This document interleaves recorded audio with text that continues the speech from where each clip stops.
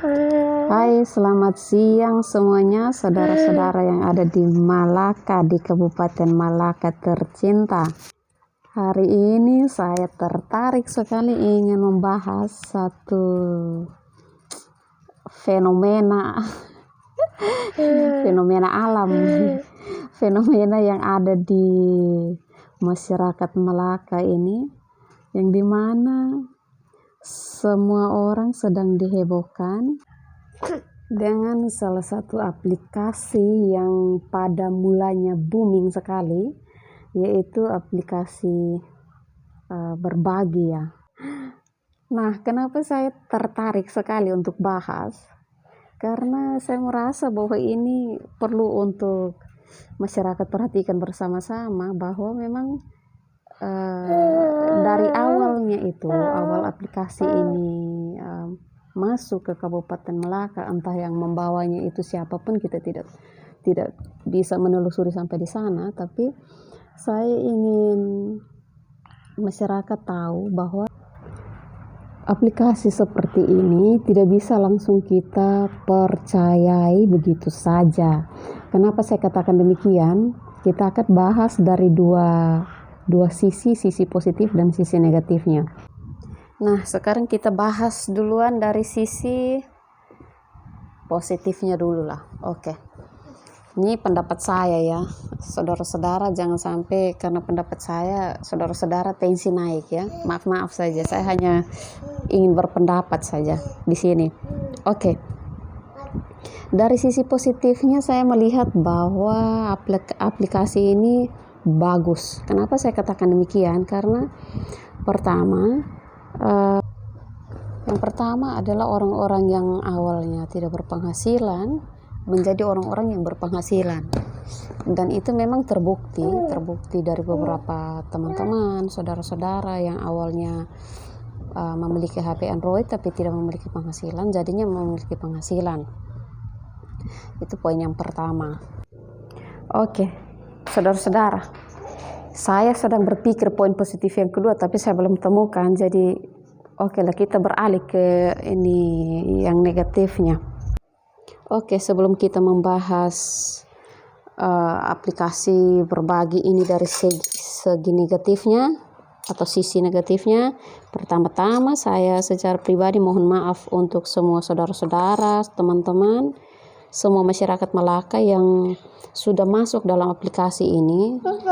Bukannya saya mau merendahkan teman-teman, saudara-saudara, tetapi ini mungkin sebagai satu ulasan yang baik, sehingga saudara-saudara, teman-teman, jika di kemudian hari ada aplikasi seperti ini lagi, mungkin bisa dipertimbangkan sebelum masuk untuk bergabung dalam aplikasi tersebut.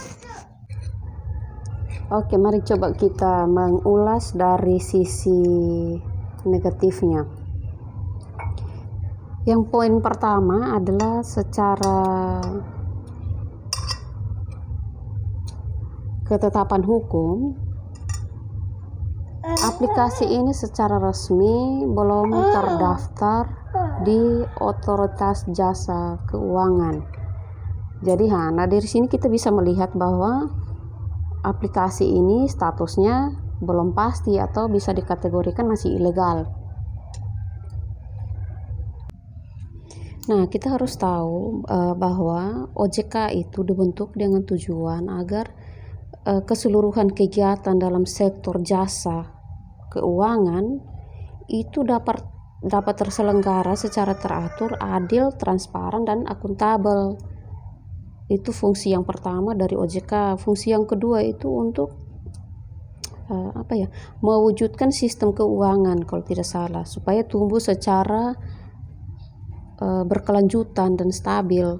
Nah, fungsi yang ketiga ini yang saya mau garis bawahi, bahwa fungsi OJK di sini adalah untuk melindungi kepentingan konsumen dan masyarakat. Kenapa saya menggarisbawahi poin yang ketiga dari fungsi OJK? Itu karena di sini diuraikan bahwa fungsi dari OJK itu melindungi kepentingan konsumen dan masyarakat. Oke, mari kita sederhanakan saja poin yang ketiga ini. Nah, dari sini kita bisa melihat bahwa dengan sendirinya aplikasi berbagi ini bisa dikatakan ilegal atau tidak berkekuatan hukum, sehingga apapun kegiatan transaksi keuangan yang dilakukan di dalam aplikasi berbagi itu tidak bisa dilindungi. Poin yang kedua yang ingin saya bahas adalah tentang cara kerja dari aplikasi berbagi ini sendiri. Menurut cerita teman-teman, saudara-saudara yang lain, bahwa aplikasi ini cara kerjanya adalah setelah seseorang masuk ke dalam aplikasi atau bergabung bersama aplikasi berbagi, maka dia pertamanya akan mendaftar dengan sejumlah uang sesuai dengan tingkatannya dalam aplikasi berbagi itu. Setelah mendaftar, maka seseorang akan melaksanakan beberapa tugas harian. Nah, tugas yang akan dilaksanakan di sana itu adalah dengan menonton YouTube, kemudian subscribe, dan juga men-screenshot konten yang sedang ditonton itu. Nah, setelah itu screenshot itu akan dikirimkan ke salah satu grup WA yang dimana di situ adalah kumpulan saudara-saudara yang masuk dalam aplikasi berbagi. Nah, di sini saya melihat bahwa sistem kerja atau cara kerja dari aplikasi berbagi ini adalah gurita ya.